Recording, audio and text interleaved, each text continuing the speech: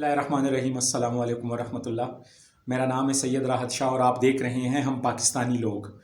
آج آپ کو بتانا چاہتے ہیں کہ حالات انتہائی خراب ہیں، پاکستان کی معاشی حالات، اور آپ مختلف اینکر سے اور مختلف معاشی جو ایکسپرٹس ہیں، میں تو ان کے بارے میں کچھ نہیں کہنا چاہتا کیونکہ ان کو نالج ہے، وہ ایکسپیرینس لوگ ہیں، وہ بہت نیگیٹیولی پریڈکٹ کر رہے ہیں پاکستان کے جو معاشی حالات ہیں، اور ہے بھی اس طرح سے۔ اس میں ایسی کوئی دو رائے نہیں ہے کہ آپ ان سے اتفاق نہیں کر سکتے، آپ کو ان سے اتفاق کرنا پڑے گا۔ حکومت تقریباً بے بس ہو چکی ہے، جہاں پہ بھی جاتی ہے امداد کے لیے یا پھر ہیلپ کے لیے تو وہاں پہ ان کو کچھ بھی نہیں مل رہا۔ سارے IMF کی طرف ان کو لوٹا رہے ہیں، اور IMF کی جو شرائط ہیں وہ بہت سخت ہے۔ مطلب کہ اگر حکومت ان IMF کی شرائط کو مان کے اور ان کا پروگرام لے لیتی ہے تو جو مہنگائی ابھی ہم دیکھ رہے ہیں، ہو سکتا ہے اس میں مزید کئی گنا اضافہ ہو جائے، جو کسی صورت میں برداشت کے قابل نہیں رہے گا۔ آلریڈی ہمارے لوگوں پہ بہت زیادہ مہنگائی ہے، تو کیا یہ جو حالات ہیں پاکستان کے اوپر جو اتنا بڑا قرض ہے، مطلب کہ اگلے 3 مہینوں میں ہم نے کوئی $10 ارب کا قرض واپس کرنا ہے، اور اگلے 3 سال میں تقریباً $75 ارب کا جو ہم نے قرض لیا ہوا ہے وہ واپس کرنا ہے۔ اس کے علاوہ ہم جو چیزیں امپورٹ کرتے ہیں باہر کے لیے، باہر سے، ان کے لیے بھی ہمیں بہت بڑی پیسوں کی ضرورت پڑتی ہے جو ڈالر کی صورت میں ہوتی ہے، اور وہ بھی ہمارے پاس جب ڈالر کم ہے تو اس میں بھی بہت زیادہ ہمارے لیے مسائل جو ہے وہ پیش آ رہے ہیں۔ کیا کیا جا سکتا ہے؟ کیا کوئی حل ہے؟ دیکھیں، ہم اگر اپنے نجی زندگیوں کو دیکھیں اور اس میں ہم دیکھیں تو کاروباری حضرات جتنے بھی ہیں یا باقی جو لوگ ہیں، وہاں پہ بھی جو ہے اتار چڑھاؤ جو ہے وہ آتا رہتا ہے۔ کبھی کبھار بہت زیادہ لوگ بالکل زیرو سے سٹارٹ کرتے ہیں اور جاتے جاتے ارب پتی تک چلے جاتے ہیں، اور آپ لوگوں نے ایسی بھی مثالیں دیکھی ہوں گی کہ لوگ ارب پتی سے شروع ہو کے اور پھر کنگال ہو جاتے ہیں، یا پھر آپ نے دیکھا ہوگا کچھ لوگ اوپر چلے جاتے ہیں، پھر نیچے آتے ہیں، پھر اوپر چلے جاتے ہیں۔ تو یہ اتار چڑھاؤ زندگی کا ہی ایک حصہ ہے۔ لیکن اگر ہم اس کو پاکستان کی اور پورے ملک کے حوالے سے دیکھیں تو ہم کس طریقے سے اس منجدار سے نکل سکتے ہیں جس میں ہم بہت بری طریقے سے پھنس چکے ہیں۔ اس کا ایک طریقہ تو یہ ہے کہ جس طرح بھی آپ کو میں نے مثال دی کہ نجی زندگی میں جب کوئی پرابلم آتی ہے تو ہم کیا کرتے ہیں، ہمارے جو اثاثے ہوتے ہیں، اس میں زمین ہو گیا، سونا ہو گیا، مکان ہو گیا، جو ہم نے اپنے پیسے بچا بچا کے بنائے ہوئے ہوتے ہیں، تو اس مالی بحران سے باہر نکلنے کے لیے ہم کیا کرتے ہیں، ہم ان چیزوں کو بیچتے ہیں، کچھ سرمایہ اکٹھا کرتے ہیں، پھر اس کے بعد اسی سرمایہ سے کاروبار شروع کرتے ہیں اور دوبارہ سے اپنے آپ کو سٹیبل کرنے کی کوشش کرتے ہیں۔ ہم اگر ملک کے حوالے سے بات کریں تو ہمارے پاس ایسی کیا چیز ہے یا کیا ایسے اثاثے ہیں کہ جو ہم بیچ سکیں؟ کیا پورا پاکستان کسی کے حوالے کر دیں؟ کوئی بھی نہیں چاہے گا، سوال ہی پیدا نہیں ہوتا۔ یہ تو کسی کی غیرت بھی گوارا نہیں کرتی کہ ہم اس طرح کی بات کریں۔ کسی پاکستانی، غیرت مند پاکستانی کا تو کم از کم اس طرح کا سوال ہی پیدا نہیں ہوتا کہ وہ اس چیز پہ راضی ہو جائے۔ ہاں، ہمارے پاس اللہ کا دیا ہوا جو ہے بہت بڑے بڑے خزانے ہیں۔ اس میں آج ایک خزانے کے بارے میں بات کرتے ہیں، اور وہ خزانہ ہے ترکول۔ ترکول جو ہے، اس کا اگر ہم حجم کی بات کریں تو یہ 175 ارب ٹن کے حساب سے یہاں پہ کوئلہ پایا جاتا ہے۔ اگر ہم انٹرنیشنل مارکیٹ میں پرائس کی بات کریں تو جو آپ کے کوئلہ ہے، جو آپ کا بہت ہی آپ کہہ لیں کہ جس کی کوالٹی انتہائی خراب ہوتی ہے، اس کا جو پرائس ہے وہ تقریباً $60 سے لے کر اور $80 فی میٹرک ٹن کے حساب سے اس وقت جو ہے انٹرنیشنل مارکیٹ میں ٹریڈ ہو رہا ہے۔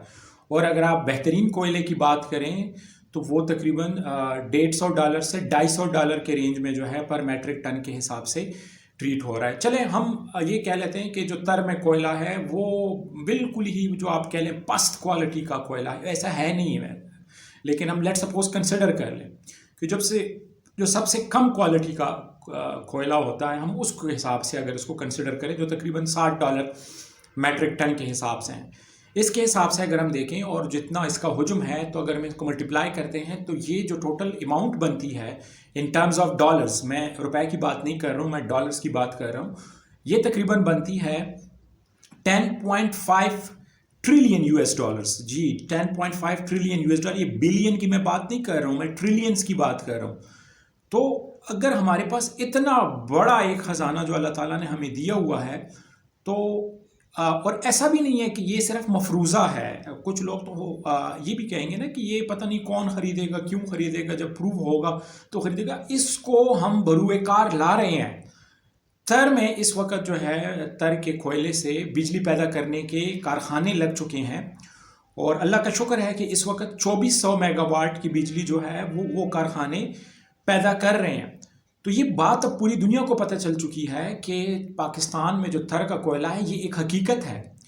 اور اس کا حجم بھی اب پوری دنیا کو پتہ ہے. تو جب اتنی ایک بڑا ہمارے پاس یہ خزانہ موجود ہے تو ضروری نہیں ہے کہ آپ سارا کا سارا بیچ دیں. آپ اگر اس میں سے صرف $1 ٹریلین کا جو کوئلہ ہے وہ اگر کسی چائنیز فارم کو، یا پھر جو ہے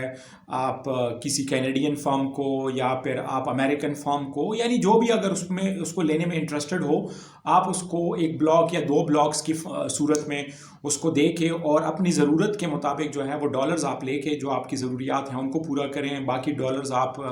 جو ہے وہ سوشیو اکنامک اپلفٹ، اور اس کے علاوہ جو بڑے ہمارے منصوبے ہیں جس میں تل کینال ہے، بڑے ڈیمز ہیں، ان کو اگر ہم تعمیر کر لیں تو میرے خیال میں یہ ہم جو ہمارے اوپر یہ کرائسس آیا ہوا ہے اس سے ہم بڑے آرام سے نکل سکتے ہیں. لیکن یہاں پہ ایک بات بہت ضروری ہے کہ کن ٹرمز اینڈ کنڈیشنز پہ اور کس ریٹ پہ ہم یہ کوئلہ کسی کو دے سکتے ہیں، کیونکہ پوری دنیا کو پتہ ہے کہ اس وقت پاکستان میں کرائسس چل رہا ہے، اور ہمیں کوئی بہت بڑی آفر نہیں دے گا اگر ہم $1 ٹریلین کا جو اس میں حساب بنتا ہے اگر ہم اس کو دینا چاہیں تو آپ اندازہ لگا لیں کہ کوئی بھی آپ کو اس کا $1 ٹریلین نہیں دے گا. ہاں، آپ کو وہ کہہ سکتے ہیں کہ جی 200 بلین لے لیں یا 100 بلین لے لیں، لیکن اگر اس کو پراپر طریقے سے نیگوشیٹ کیا جائے اور ٹرمز اینڈ کنڈیشن فائنل کیے جائے 1-2 بلاکس کے، تو میرا نہیں خیال کہ $250 بلین سے لے کر $350 بلین تک کے معاہدے ہم نہ کر سکیں، کیونکہ ابھی پوری دنیا میں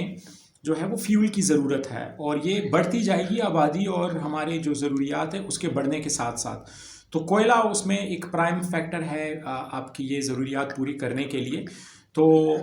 اس کے متعلق گورنمنٹ کو فوری طور پہ جو ہے وہ ٹیمز تشکیل دینی چاہیے. جو دنیا کے بڑے بڑے ممالک ہیں، اس میں سعودی عربیہ شامل ہے،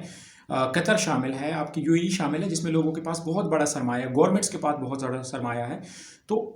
یہ جو تر کول ہے اس میں سے کچھ ایک لمیٹڈ اماؤنٹ میں جو ہے ایک ذخیرہ جو ہے وہ کسی دوسرے ملک کو بیچ دیا جائے، اور اس سے فوری طور پہ